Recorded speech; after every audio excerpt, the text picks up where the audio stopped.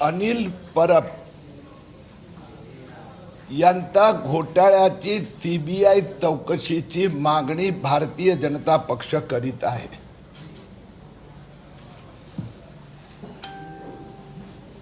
मुख्यमंत्री उद्धव ठाकरे इनके कार्यालय के मंत्री अनिल परब के घोटाले की सीबीआई के द्वारा जांच होनी चाहिए, ऐसी याचिका मैंने मुंबई उच्च न्यायालय में की है।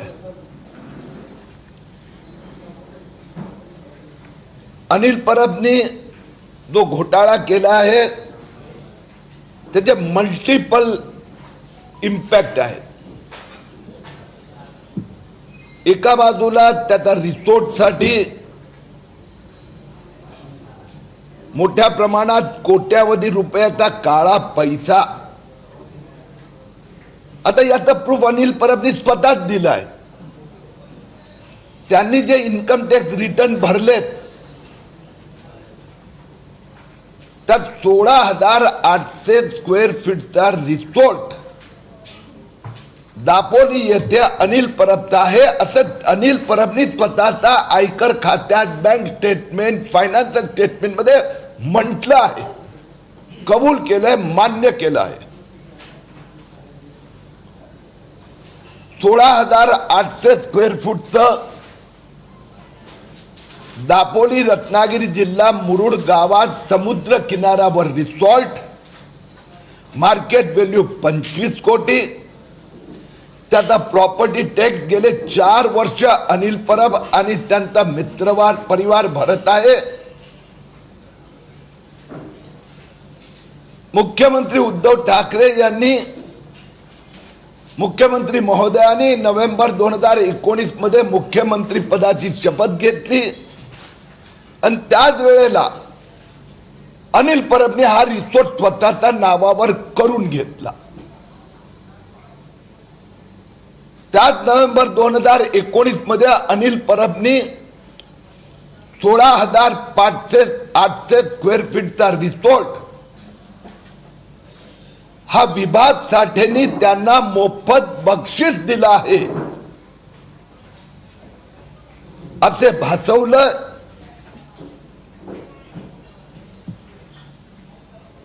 डिसेंबर 2020 17 डिसेंबर 2020 ला पुन्हा 2020-21 चा प्रॉपर्टी टॅक्स त्यांनी भरला, परंतु प्रॉपर्टी मध्ये हा रिसोर्ट दाखवलेला नाही।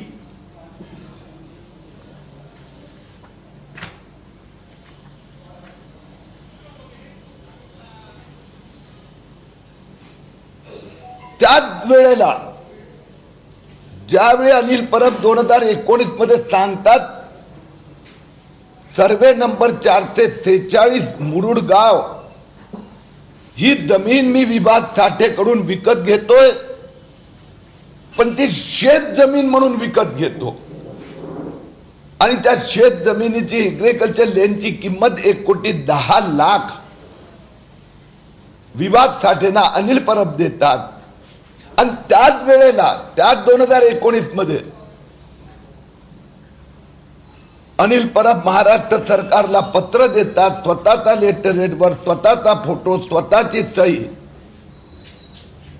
की मी शेती जमीन घेतली, शेती जमीनचे पैसे दिले, पण इथे 16,800 स्क्वेअर फीटचा रिसोर्ट बांधून तयार आहे, तो माझ्या नावाने करा, आणि तो परबांचा नावाने केला गेला। ठाकरे सरकारचा रिपोर्ट आहे, जिल्हाधिकारीचा, एसडीओचा, एडिशनल कलेक्टर, तत्कालीन रेव्हेन्यू सचिव महसूल सचिव नितीन करीर यांनी रिपोर्ट दिलाय की अनिल परबनी जिथे रिसोर्ट उभारला तिथे तो नो डेव्हलपमेंट झोन आहे, सीआरझेड आहे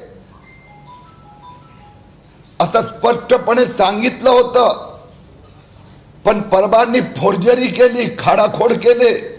अनिल परब आणि त्याच्या सोबत त्यावेळीचे एसडीओ देशपांडे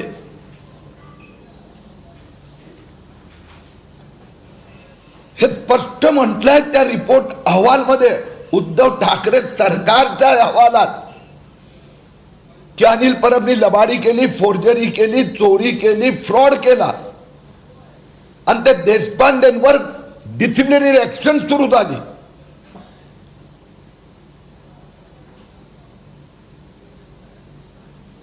आणि नोव्हेंबर 2021 मध्ये ते येणे रद्द करण्यात आलं. म्हणजेच अनिल परबचा रिसोर्ट बेकायदेशीर घोषित झाला. गंमत बघा, ही त्यांनी जी जागा घेतली ती एग्रीकल्चर लेन म्हणून घेतली आहे, हे स्पष्ट यात दिसत आहे. अनिल देशमुखनी विभाग साठेकडून, याचा पहिलं, ह्याच्या आधी पहिलं पेज होतं ना, हा, हे अनिल देशमुख विभाग साठे, नेक्स्ट पेज. आणि या जागेत तुम्ही बघतात खाली बघा, अरबी समुद्र किनारा पश्चिमेला आपल्याला दिसत आहे. आता आदित्य ठाकरेंना मला प्रश्न विचारायचा आहे की आपण खूप पर्यावरणवादी आहात, असं नाटक करतात, नौटंकी करतात. माझी मेट्रो मुंबईची तुम्ही थांबवली, इथे तुमचा मंत्रीनी पश्चिमेला अरबी समुद्र अनिल परबनी सही केली आहेत या एग्रीमेंटवर.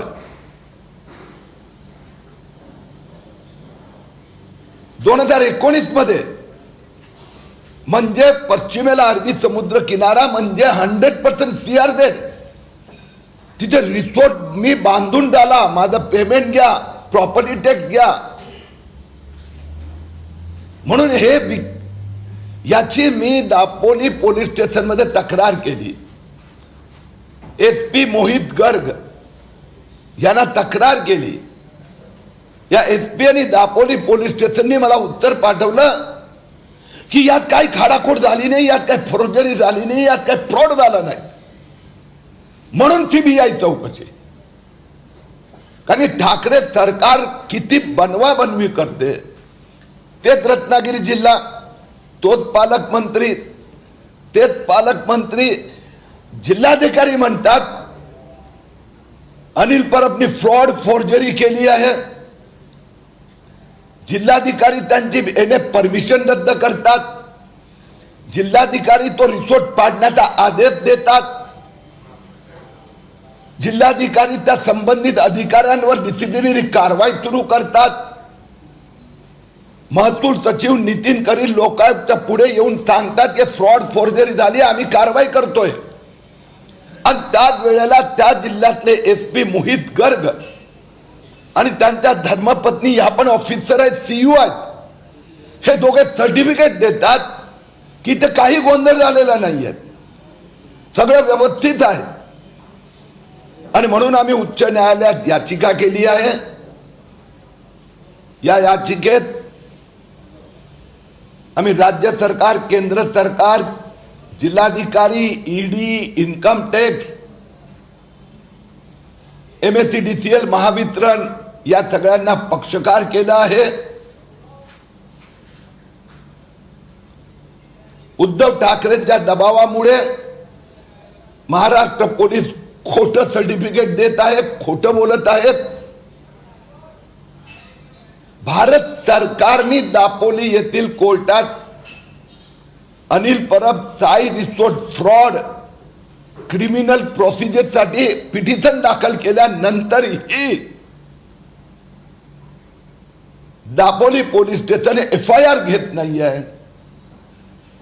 गंमतदार असे की त्याचा शेजारचा लागून असलेला रिसोर्टच्या विरोधात FIR रजिस्टर्ड झाली. त्यात सर्वे नंबर 446 सी कॉन्ज रिसोर्ट त्याची FIR झाली, पण अनिल परबची नाही.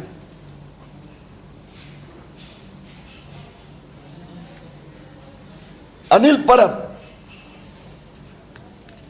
माझा रिसोर्टशी काही संबंध नाही, हे त्यांचं इलेक्शन एफिडेव्हिट.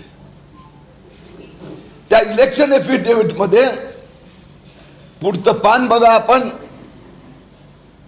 अनिल परबनी विभाग साठेला 1 कोटी रुपये दिले आहे हे 2018चा निवडणूक प्रतिज्ञा पत्रात अनिल परबनी लिहिलं आहे. Advances against the purchase of survey number 446 Dapoli समुद्र किनारा.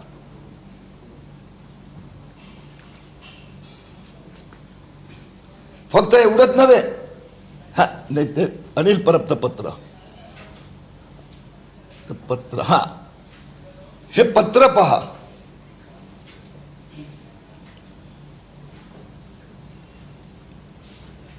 अनिल दत्तात्रय परब जगात एकच आहे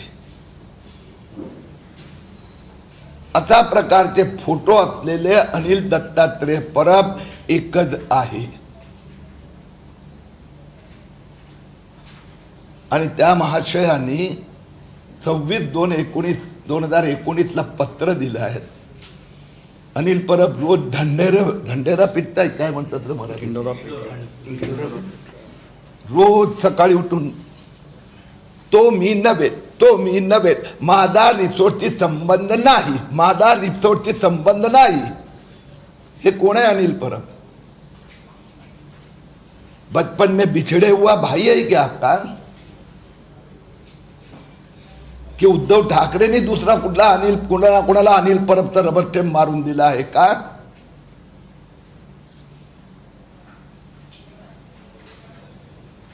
संजय राऊत साहेब सोमय्या नील आणि सोमय्या किरीट साठी बाप बेटा शब्द वापरतात. इथे हे बाप बेटे काय करतात?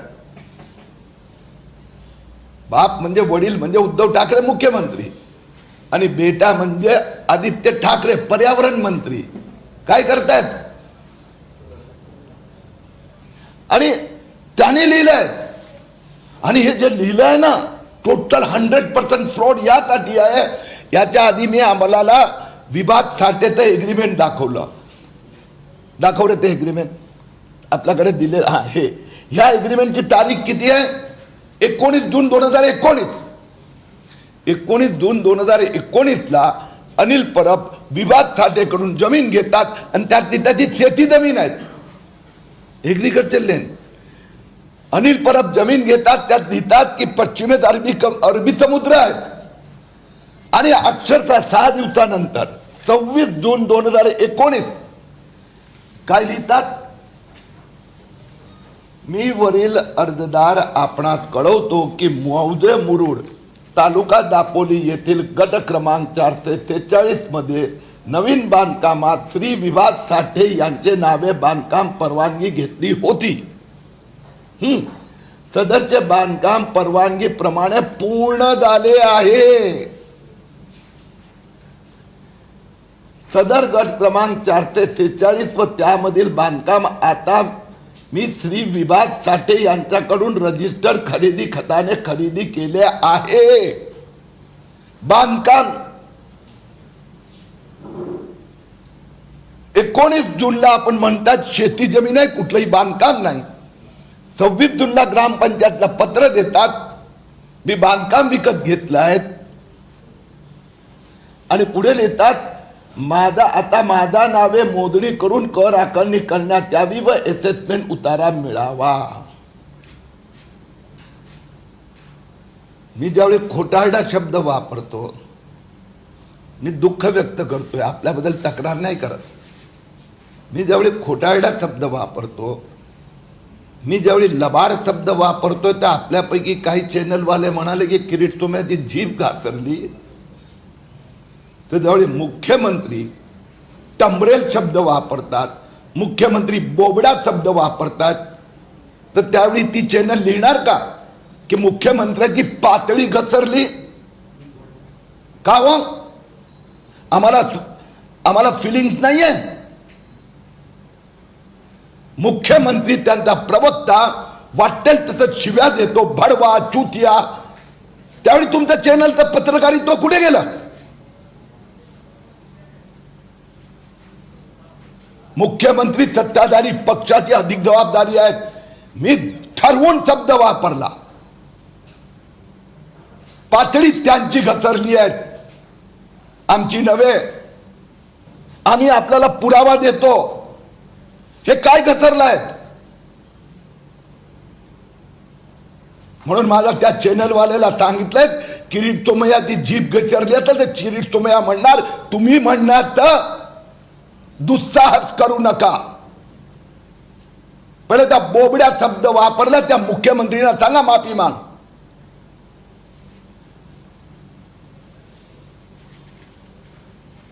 मी आणखी माहिती देतो आणि 2 दिवसांनी डॉक्युमेंट देतो. त्याच मुख्यमंत्री, तेच मुख्यमंत्री, त्यांच्या पक्षाच्या लोकांनी किरीट तुम्हाला बंगी म्हणून शिवी दिली आहे. प्रधानमंत्री नरेंद्र मोदीच्या घरी किरीट तुम्हाला भंगी म्हणून काम करतायत. हे उद्धव ठाकरेजींच्या कार्यकर्त्यांनी सोशल मीडियामध्ये लिहिलं आहे. मी त्याची तक्रार शेड्यूल कास्ट कमिशनला केली. भारतीय जनता पक्षाचा शेड्यूल कास्ट मोर्चाच्या अध्यक्षांनी केली आणि आता महाराष्ट्र सरकारला नोटीस देण्यात आले आहेत. यांच्या तर सगळंच घसरलंय. तो आपण पुढे जाऊया. हेच अनिल परब, खालची तारीख वाचा 17 हे 2019 मध्ये त्यांनी प्रॉपर्टी टॅक्स भरला. ह्याच 446 17 डिसेंबर 2020 मंत्री आहेत अनिल परब. नंतर नोव्हेंबर 2020 प्रॉपर्टी टॅक्स भरतात ते रिसॉर्टचं. ज्यावेळी हिंदुस्थान 100% लॉकडाऊन मध्ये होतं त्यावेळेला अनिल परब महाशय 2 मार्च 2020 काय अर्ज केलं की घर नंबर 1074 गट नंबर 446 3 फेज 20 मीटर बांधकामाकरिता अत्यंत गरज आहे. ज्यावेळी लोक कोविड मध्ये मरत होते त्यावेळी अनिल परब रिसॉर्ट बांधत होते. आणि गंमत बघा, अर्ज किती तारखेचा आहे? 2 मार्च 2022 आणि महावितरणने त्यांना वीज कनेक्शन कोणत्या तारखेला दिलं? शेवटची लाईन वाचा 1 मार्च 2022. ते तुमच्या हातात कागद होता एच date of test report 1 March 2020. याला म्हणतात माफिया सरकार. अर्ज 2 मार्चला आणि टेस्ट रिपोर्ट 1 मार्चला. अजून आपण पुढे जाऊया. जरी किरीट सोमय्याने हा घोटाळा काढला, फार फरक नाहीये. शिवसेनेचे एक माफिया नेते आणि शिवसेनेचे दुसरे माफिया नेते आणि शिवसेनेचे तिसरे माफिया नेता, हे सगळ्यांचं माफिया सरदारांची बैठक होतात. हे पहा, मी घोटाळा काढल्यानंतर अनिल परबनी सदानंद कदमला ही जागा विकली. काय विकले?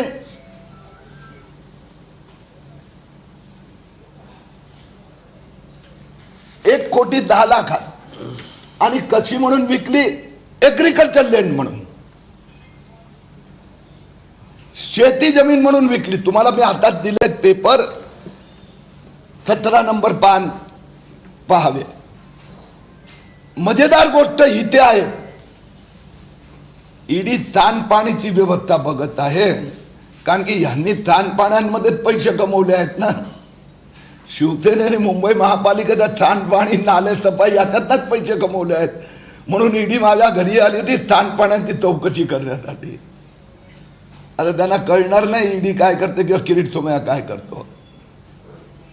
हे एग्रीमेंट तुम्हाला मुद्दामून दिलंय. पान नंबर 17 बघा. त्यात शेवटची लाईन बघा. 5 लाख रुपये चेकनी दिलेत. तो चेक नंबर गायब आहे, तारीख गायब आहे. नंतरचं पान बघा, 50 लाख, त्यानंतर 55 लाख. हे पेमेंट त्यांनी केव्हा झाले दाखवले माहिती आहे का? त्यांनी दाखवलंय 5 जानेवारी 2020 ला सदानंद कदमनी अनिल परबला पैसे दिले. ते एग्रीमेंट बोगस आहे, खोटं आहे. कारण की हे पेमेंट झालंच नाही. चेक लिहिले पण चेक नंबर नाही, हे चेक गेलेच नाही आहेत. बॅकडेटेड एग्रीमेंट उद्धव ठाकरे साहेब यांच्या मंत्र्यांनी केलं. अनिल परब मध्ये हिम्मत असेल ना, हे पेमेंट केव्हा झालं ते दाखवावे. हे सगळं मी पिटिशन मध्ये लिहिलं आहे. त्यानंतरचं पान, हे ऑडिटरचं सर्टिफिकेट, दोन्ही सर्टिफिकेट. 7 कोटी रुपये अनिल परबनी कन्स्ट्रक्शन साठी खर्च केले, पण हे कोणी दिले? सदानंद कदमनी. एन्व्हायरमेंट मिनिस्ट्रीने याच्या डिमोलिशनचे आदेश दिले आहेत. मला विश्वास आहे की अनिल परबनी जे फ्रॉड, फोर्जरी, चीटिंग केलं आहे त्याला वाचवण्याचा उद्धव ठाकरे सरकार प्रयत्न करीत आहेत. प्रकरण दाबण्यासाठी खूप दबाव आणत आहे. यात 25 कोटीची प्रॉपर्टी त्यांनी मार्च 2021 मध्ये त्यांचे बिझनेस पार्टनर सदानंद कदमला 1,10,00,000 मध्ये ट्रान्सफर केली. तर याला म्हणतात मनी लॉन्ड्रिंग. सदानंद कदमनी अधिकृत 7 कोटी कन्स्ट्रक्शन कॉस्ट झाली असता त्यांच्या सीए ऑडिटरनी सर्टिफिकेट दिलं, पण ते अनिल परबच्या चोपड्यात दिसत नाही. याला म्हणतात बेनामी प्रॉपर्टी. ईडी कशासाठी आली होती ते ईडी जबाब देणार, पण किरीट सोमय्यांनी कंप्लेंट निश्चितपणे ईडीला केली होती की क्राईम मनी युज्ड 25 कोटीचा जो कन्स्ट्रक्शन कॉस्ट अनिल परबनी 0 रुपये कन्स्ट्रक्शन कॉस्ट दाखवली आहे. प्रॉपर्टी टॅक्स 25 कोटीवर भरतात, पण प्रॉपर्टी 1 कोटी रुपये दिली.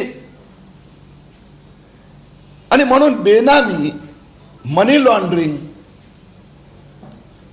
फिनान्शियल फ्रॉड, पैसे दिले नाही, घेतले नाही, पण खोटं डिक्लेरेशन केलं Anil Parab as a minister. ये साइन दिस एग्रीमेंट की सदानंद कदम हे पेड 1,10,00,000 जरी ते पेमेंट झालंच नाही. आणि म्हणून आम्ही उच्च न्यायालयात गेलो आहे. आम्हाला विश्वास आहे की याची चौकशीचे आदेश सीबीआयला दिले जाणार. धन्यवाद.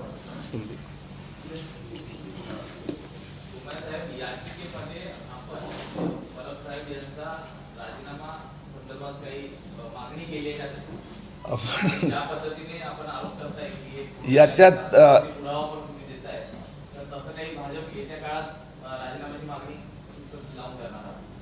राजीनामा सौम्य मागणी असल्यामुळे न्यायालयासमोर करता येत नाही. ते प्रत्येकाचा लाज, लज्जा, इज्जत, संस्कृतीवर निर्भर असते. नवाब मलिकला, टेररिस्टला मदत करण्यासाठी जेलमध्ये टाकल्यानंतरही उद्धव ठाकरे राजीनामा घेत नाही आणि ते देत नाही. ह्याला तर वाचवण्यासाठी ठाकरे साहेब स्वतःच खोटं बोलतात. आणि परत मी सांगतोय, कुठल्या चॅनलला माझ्यावर आरोप करायचा असेल, दावा करायचा असेल, ठाकरे साहेबांना करू द्या. आपण जीभ घसरल्या भानगडीत पडू नका. महाराष्ट्राचा 12.5 कोटी जनतेचा अपमान करण्याचा आपल्याला अधिकार नाहीये. 2019 मध्ये रश्मी उद्धव ठाकरे पत्र देतात, 19 बंगले माझे आहेत. अन्वय नाईक कडून मी बंगले घेतले, त्यावेळी एप्रिल 2014 मध्ये एग्रीमेंट केलं, त्यावेळी बंगले होते. हे रश्मी ठाकरेचं पत्र आहे. रश्मी ठाकरेंनी प्रॉपर्टी टॅक्स भरले आणि 2021 मध्ये ते पत्र देतात की बंगले नव्हते. त्याला खोटारडं नाही म्हणायचं. तसंच इथे अनिल परब स्वतः फोर्जरी करतात, फ्रॉड करतात, खोटे एग्रीमेंट करतात. आदित्य ठाकरेंना कळल्यानंतर काही कारवाई करत नाही तर त्यांना माफिया सरकार म्हणतात. म्हणून राजीनामा नाही. मी जे म्हटलं अनिल परबला जेलमध्ये जावं लागणार ते या आधारावर म्हटलंय. ते ईडीनी काय करावं, इन्कम टॅक्सनी काय करावं, पर्यावरण मंत्रालय भारत सरकारने क्रिमिनल केस फाईल केलाय आणि त्या केसमध्ये अनिल परबला 5 वर्ष सजा होऊ शकते. म्हणून आमची पिटिशन सिव्हिल पिटिशन नाही आहे, हायकोर्टात क्रिमिनल पिटिशन आहे. सीबीआय चौकशीची मागणी आहे. म्हणून राजीनामा नाही, जेलमध्ये पाठवण्यासाठीची पिटिशन आहे. किरीटभाई, आजच्या सामनातून असं म्हटलंय की ज्या केंद्रीय तपास यंत्रणा आहेत त्या सध्या तरी गमतीचा विषय होत आहे, कारण बिगर भाजप राज्यात याची चौकशी केली जाते, कारवाई केली जाते. त्यामुळे आगामी काळात हे जर असंच सुरू झालं तर याला कोणी गांभीर्याने घेणार नाही, हा गमतीचा विषय होईल असं म्हटलंय. कसं पाहताय तुम्ही याच्याकडे? तुम्ही हा प्रश्न विचारतात ते लोकांना गमतीचं वाटतं. उत्तर ऐका बरोबर. तुम्ही हा प्रश्न विचारते लोकांना गंमत वाटते, कारण की एवढं प्रेझेंटेशन बघितल्यानंतर तुम्ही हा प्रश्न विचारतात. एक मिनिट, उत्तर पूर्ण ऐकायचं. एवढं प्रेझेंटेशन दिल्यानंतर तुम्ही हा प्रश्न विचारते तर लोक तुम्हाला गंमतदार समजणार. सगळे पुरावे दिले ना. हे काय सांडपाण्यांवर होते पिटिशन आहे. बेनामी पासून, चोरी पासून, फोर्जरी पासून, फ्रॉड, सामनाला इश्यू डायव्हर्ट करायचा आहे. तुम्ही आणि मी लोकतंत्रासाठी लढतोय. सामनाला इश्यू डायव्हर्ट करायचा आहे म्हणून ते म्हणणार, ते तर शिवी देतात, ते तर बोबड्या म्हणतात, ते तर टमरेल म्हणतात. त्या उद्धव ठाकरेमध्ये हिंमत असेल तर 100 कोटीचा टॉयलेट घोटाळाचा 1 रुपयाचा कागद दाखवावा, 1 रुपयाचा. म्हणून त्यांना काय वाटतं, टमरेल आणि बोबड्या म्हणलं किरीट तुम्हाला चिंडर आणि डायव्हर्ट होणार, सवाली पैदा नाही होत आहे. आम्ही दुसरे डॉक्युमेंट देतो. सामनामध्ये इश्यू डायव्हर्ट करण्यात त्यांचं पार्टीचं मुखपत्र आहे. याचं उत्तर द्यायला सांगा. ओके, हाँ.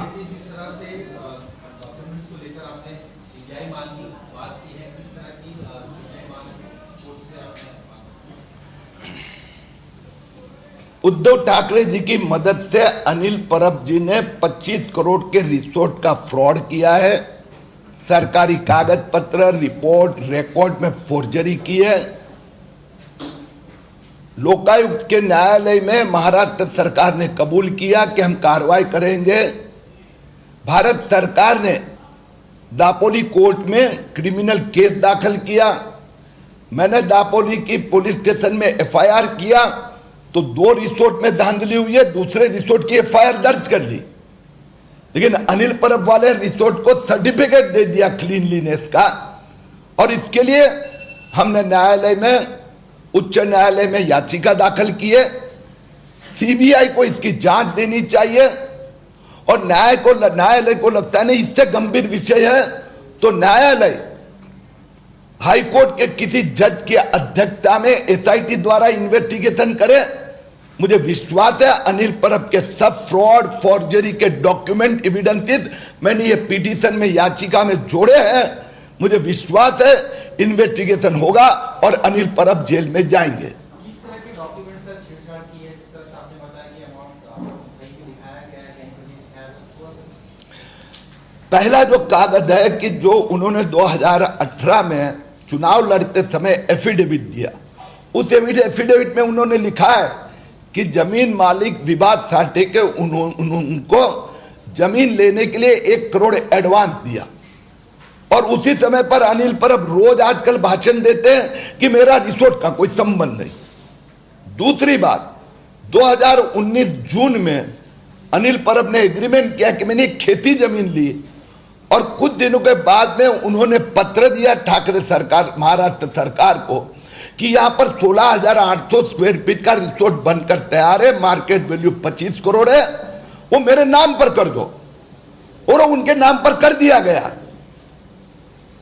तो सरकार के चोपड़े में रिसोर्ट के मालिक अनिल परब है.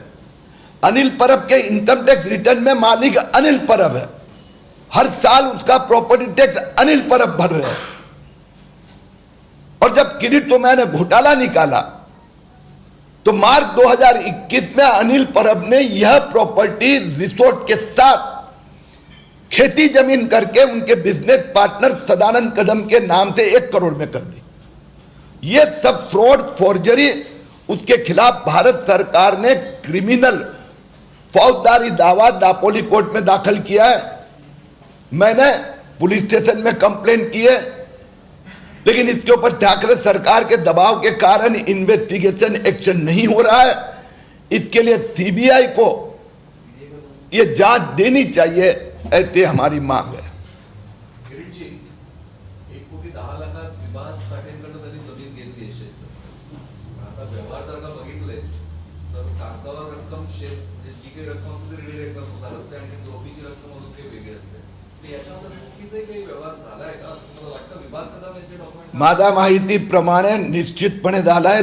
त्याचे मी तुम्हाला इव्हिडन्स सांगतो की अनिल परबनी सांगितलं की 1,10,00,000 शेती जमीन घेतली आणि तीच जमीन तो प्लॉट, जमीन नाही आता प्लॉट म्हणायचा, 4 वर्षानंतर 1,10,00,000 विकला.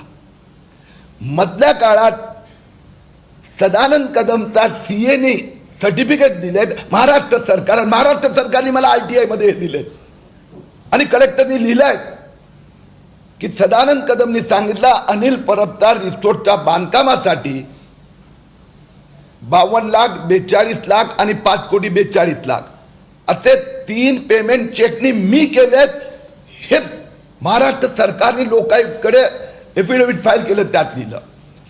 म्हणजे हे तर रोखीचं नाही, चेकच्या व्यवहार मध्ये त्या रिसोर्टची 8 लाख तर किंमत वाढली ना, 8 कोटी. दुसरी गोष्ट जे मटेरियल परचेस झालं, जे वापरण्यात आलं ते बघितलं तर त्यात पण लक्षात आलं की more than 15 crore spend in cash. पण आता ती जबाबदारी इन्व्हेस्टिगेटिव्ह एजन्सीची आहे. म्हणूनच मला सीबीआय हवंय. विभास साठे यांचे बुक काय म्हणतात? त्यांच्या बुकमध्ये बऱ्याच काही गडबडी सापडलेल्या आहेत. तपास यंत्रणांना अशी माहिती समोर येते. विभागासाठीची बुक तर यात प्रश्न येत नाही, कारण की आता काय आहे त्यांचं अंडरस्टँडिंग माहीत नाही. पण त्यांनी जे एग्रीमेंट साईन केलं त्यांनी रजिस्टर्ड केलं अनिल परबनी. त्यात लिहिलं आहे की 2 मे 2017 मी या जागेचा ताबा घेतला. हे मी तुम्हाला एग्रीमेंटची कॉपी दिली आहे आणि पूर्ण पिटिशन 350 पेजची मी तुम्हाला व्हॉट्सअप केलं आहे, म्हणजे PDF. तर त्या एग्रीमेंटमध्ये विभागासाठी तेवढी स्मार्टनेस दाखवली आणि ते अनिल परबनी सही करून रजिस्टर्ड केलं की या जागेचा ताबा, कब्जा, फुल पेमेंट झाला आणि कब्जा अनिल परबनी 2 मे 2017 घेतला. तर कायद्याप्रमाणे 2 मे 2017 नंतर त्या प्लॉटवर जे काय घडलं त्याची जबाबदारी अनिल परबची. शपथपत्राची तारीख काय? त्या शपथपत्रामध्ये त्यांनी 1 कोटी आगाऊ रक्कम दिली आहे. हे 2018 2017ला यांनी ताबा दिला पूर्ण पैसे घेऊन. 1,10,00,000 वाईटचा. डॉक्युमेंट्स काय बघा, 2017ला विभास साठेंचे डॉक्युमेंट म्हणते की मला पूर्ण पैसे मिळाले, मी यांना ताबा दिला. हा वाईटचा. 2018ला अनिल परब शपथपत्रात म्हणतात की मी त्यांना आगाऊ रक्कम 1 कोटी दिली. तू माझ्यापेक्षाही जास्त हुशार chartered accountant. You have got a point. कारण की 2/5/2017 लिहिलं आहे की ताबा दिला, फुल पेमेंट झालं आणि 2018 मध्ये अनिल परबनी सांगितलं आहे advance. You got a point. Pushkar note करायचा हा पॉइंट. बरोबर आहे. आम्ही दिलं आहे रे, तुझ्या नावाने क्रेडिट देतोय.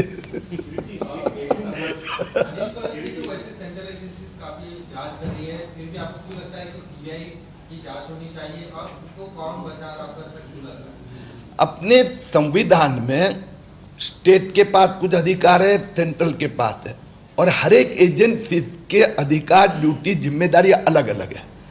ईडी जो है वो फिनेंशियल फ्रॉड के इन्वेस्टिगेशन ईडी नहीं कर सकता. ईडी मनी लॉन्ड्रिंग एंड फॉरेन ट्रांजैक्शन, जो financial fraud, cheating, forgery, fraud, ये या तो राज्य सरकार की पुलिस कर सकती है या सीबीआई कर सकती है. ईडी के अंतर्गत सजा होती है मनी लॉन्ड्रिंग के लिए. यहां पर फिनेंशियल फ्रॉड हुआ है, जैसे आपने कहा ना, पत्रकार मित्र ने ढंग का कहा कि जिससे खरीदी और जो एग्रीमेंट अनिल परब ने साइन किया है 2019 में रजिस्टर्ड किया, उसमें उसने लिखा है कि मैंने 2 मई 2017 को मैं मालिक बन गया, मैंने सब पेमेंट कर दिया. और 2018 में आप इलेक्शन एफिडेविट में लिखते हो कि मैंने एडवांस दिया है, तो इसका स्पष्टीकरण अनिल परब को देना पड़ेगा. इसको फ्रॉड बोलते हैं. और दूसरा, 19 जून को आप एग्रीमेंट करते हो कि ये खेती जमीन है और 7 दिन के बाद में आप लिखते हो कि यहां पर 16,800 स्क्वायर फीट का रिसोर्ट तैयार था, तो ये सीबीआई कर सकती है या पुलिस कर सकती है। पुलिस ईमानदारी से नहीं कर रही है, दबाव में है, इसके लिए सीबीआई या SIT special investigation team headed by high court जज। नाही, मुद्दा माझा पूर्ण आहे. 2017ला जर का जागा मालक म्हणतो की मला पूर्ण पैसे मिळाले की ताबा दिला आणि 2018 निवडणूक आयोगाला शपथपत्रात सांगतात की तुला आगाऊ रक्कम दिलेली आहे. ते नाही म्हणत, ते अनिल परबनी लिहिलं आहे. परत म्हणतात की मी ऍडव्हान्स दिला 1 कोटी रुपये. हा, म्हणून म्हणजे त्यांनी निवडणूक आयोगाला खोटी माहिती दिली आहे असं. हो ना, येणारच ना ते तो मुद्दा. म्हणूनच ते क्रिमिनल एजन्सी नाही, मग तुम्ही उच्च न्यायालयात गेला तसं तुम्ही निवडणूक आयोगाकडे सुद्धा आम्ही ऑलरेडी तक्रार केलेली आहे. परंतु काय असते प्रॉब्लेम काय, तो 2018 मग ते निवडणूक आयोगाचे जे बाकी टेक्निकल पॉइंट आहे ना, ते म्हणतात it is a crime to approach the criminal agency. 5 वर्षानंतर 4 वर्षानंतर आम्ही आमच्याकडे करायला वेळ जातो म्हणून ते ऍडवायझर आम्ही उद्धव ठाकरेची पण केलीच होती ना, केलीच होती. 19 बंगलो प्रॉपर्टी टॅक्स रश्मी ठाकरेंनी भरला, ऍप्लिकेशन केली, पदेतन घेतलं, जमीनची किंमत दाखवली होती पण बंगलोची नव्हती दाखवली. 5,22,00,000 बंगलोची व्हॅल्यू उद्धव ठाकरेंनी एफिडेव्हिट मध्ये नव्हती दाखवली. तर उद्धव ठाकरे यांची जी पिटिशन माझी दाखल होणार उद्धव ठाकरे साहेब यांच्या विरोधातली, त्यावेळी हा मुद्दा पण येणार. एकूण किती जमीन आहे आणि किती इच्छावर हा रिसॉर्ट आहे आणि बाकीची शेतजमीन म्हणून यूज केल्या जाते? जमीन 42 गुंठा आहे, परंतु सर्वे नंबर 446, परंतु ते समुद्राला लागून आहे. तर त्याच्यामुळे जमिनीची किंमत 1,10,00,000 दाखवली आहे. पण त्याच्यावर जर 5 स्टार रिसोर्ट झाला आणि रिसोर्ट तिथे कुणालाही 7 जन्मात बांधताच येत नाही. हे उद्धव ठाकरे सरकार आहेत, माफिया सरकार आहेत, म्हणून त्यांचा मंत्रींना बांधायला मिळालं. कारण रिसोर्ट केव्हा बांधला गेला, 3 फेज कनेक्शन केव्हा घेतलं, मार्च 2020 मध्ये. 100% लॉकडाऊन. 23 मार्च 2020 ला प्रधानमंत्रींनी 100% लॉकडाऊन घोषित केलं आणि उद्घाटन केव्हा केलं, 12 मार्च 2021 ला. म्हणजे फुल कोविड मध्ये रिसोर्ट बांधला. त्यामुळे त्याची मार्केट व्हॅल्यू खूप आहे. ओके.